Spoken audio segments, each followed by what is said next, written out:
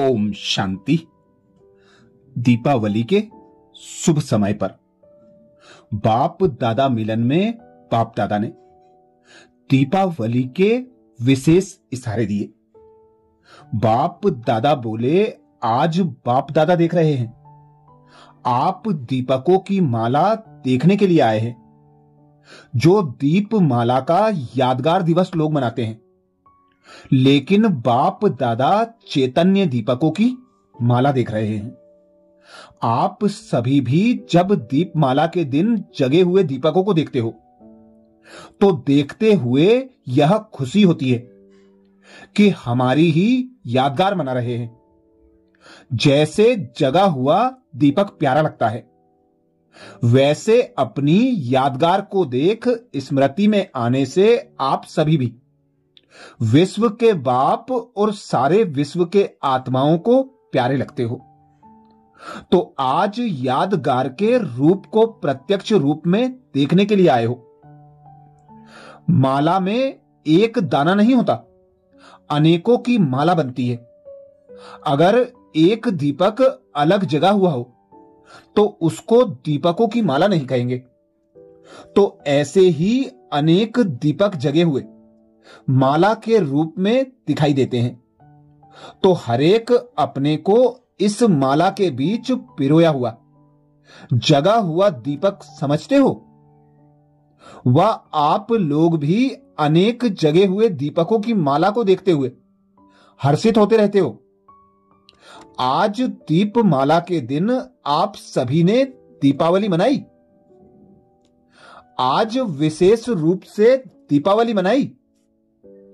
यूं तो सदैव सजे हुए दीपकों द्वारा जगे हुए दीपक हो, लेकिन जब विशेष यादगार दिवस होता है तो विशेष आत्माओं को क्या करना चाहिए?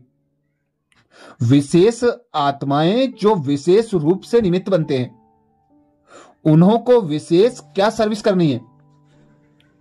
विशेष आत्माओं को तो अन्य से विशेष कार्य करना है ना, क्योंकि जो अन्य आत्माएं भी कर सकती हैं और कर रही हैं, वह किया तो बाकी फर्क क्या हुआ?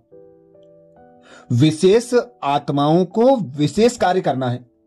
बाप दादा विशेष दिनों पर विशेष रूप से बच्चों की और भक्तों की तीनों ही रूप से सेवा करते हैं। विशेष आत्माओं को खास अपने यादगार के दिन साक्षात्कार मूर्त बन साक्षात बाप दादा समान आत्माओं के प्रति अपनी कल्याण की भावना से, अपने रूहानी स्नेह के स्वरूप से, अपने सूक्ष्म शक्तियों द्वारा आत्माओं में बल भरना चाहिए। जैसे अव्यक्त रूप में बाप दादा चारों ओर बच्चों की सेवा करते हैं, वह समझते हैं कि बाप दादा ने मेरे से मुलाकात की, मेरी याद का रेस्पॉन्स दिया, वह मेरी याद का प्रत्यक्ष फल मैंने अनुभव किया। अथवा भक्त भी अनुभव करते हैं कि हमारे प्यार व भावना का फल भगवान ने पूरा किया।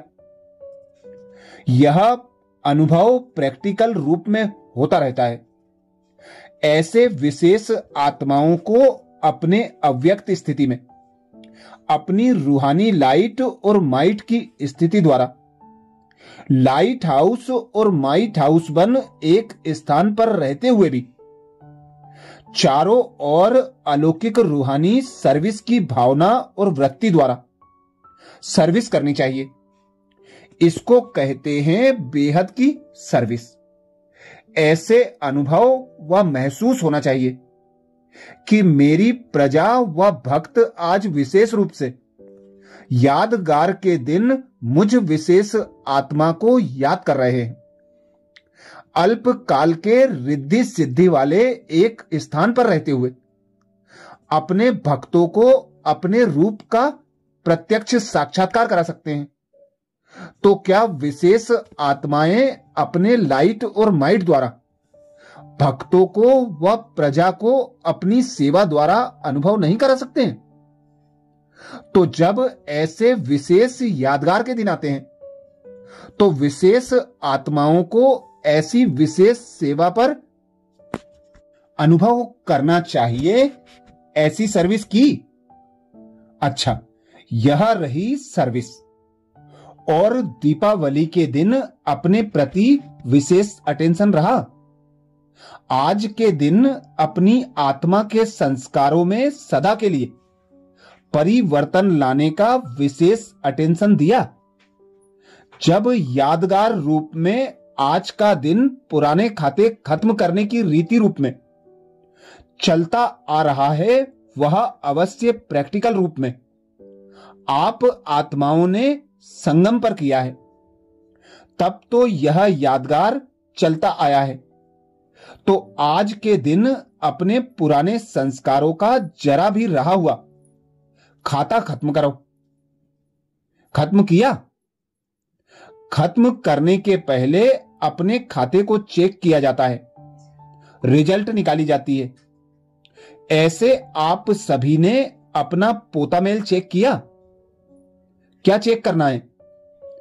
आज के दिन तक जो भी पुरुषार्थ चला, उसकी रिजल्ट अब तक किन बातों में और किस परसेंटेज में सफलता मूर्त बने। पहले अपने मनसा संकल्पों को, पोता मेल को चेक करो कि अब तक संपूर्ण श्रेष्ठ संकल्पों के पुरुषार्थ में कहां तक सफलता आई है। व्यर्थ संकल्पों व विकल्पों के ऊपर कहां तक विजयी बने हैं और वाणी द्वारा कहां तक आत्माओं को बाप का परिचय दे सकते हैं। कितनी आत्माओं को बाप के स्नेही व सहयोगी बना सकते हैं। वाचा में कहां तक रूहानियत व अलौकिकता व आकर्षण आई है। ऐसे ही कर्मणा द्वारा सदा न्यारे और प्यारे अलौकिक असाधारण कर्म कहां तक कर सकते हैं।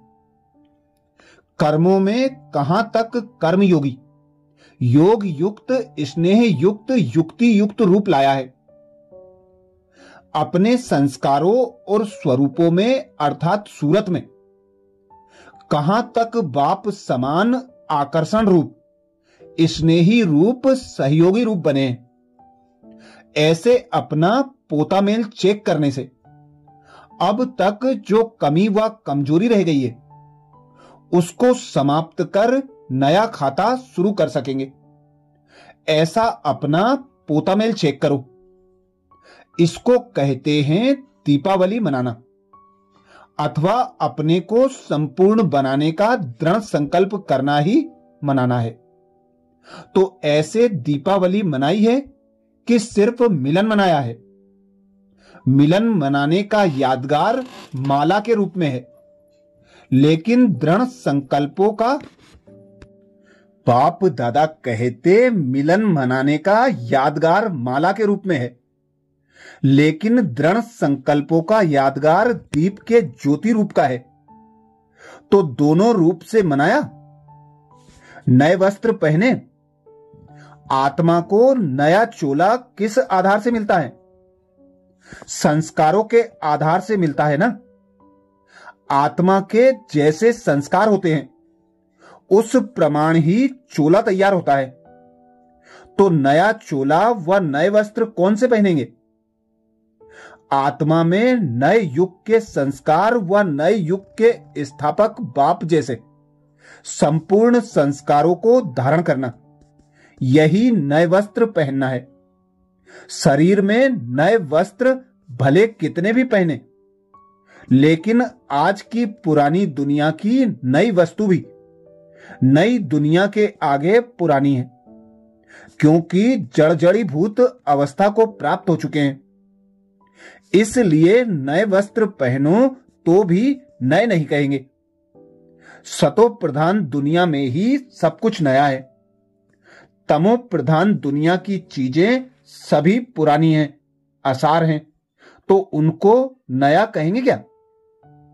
तो नया वस्त्र अर्थात अपनी आत्मा के नए संस्कार, श्रेष्ठ संस्कार धारण करना। और क्या करेंगे? जब नए संस्कार धारण कर लिए हैं, तो पोता मेल रखने से पोताई हो जाएगी ना। तो पोता मेल रखना यही पोताई अर्थात सफाई स्वच्छता है। जैसे पोताई करते हैं तो जो भी गंदगी व कीटाणु होते हैं वह स्वतः ही समाप्त हो जाते हैं। तो जब ऐसा पोता मेल चेक करेंगे तो जो भी कमजोरी होगी वह स्वतः ही खत्म हो जाएगी। एक दो में अपने मधुर बोल से लेन देन क्या करेंगे। जैसे दीपावली पर एक दो से खर्ची लेते हैं ना, आप लोग एक दो में कौन सी खर्ची देंगे?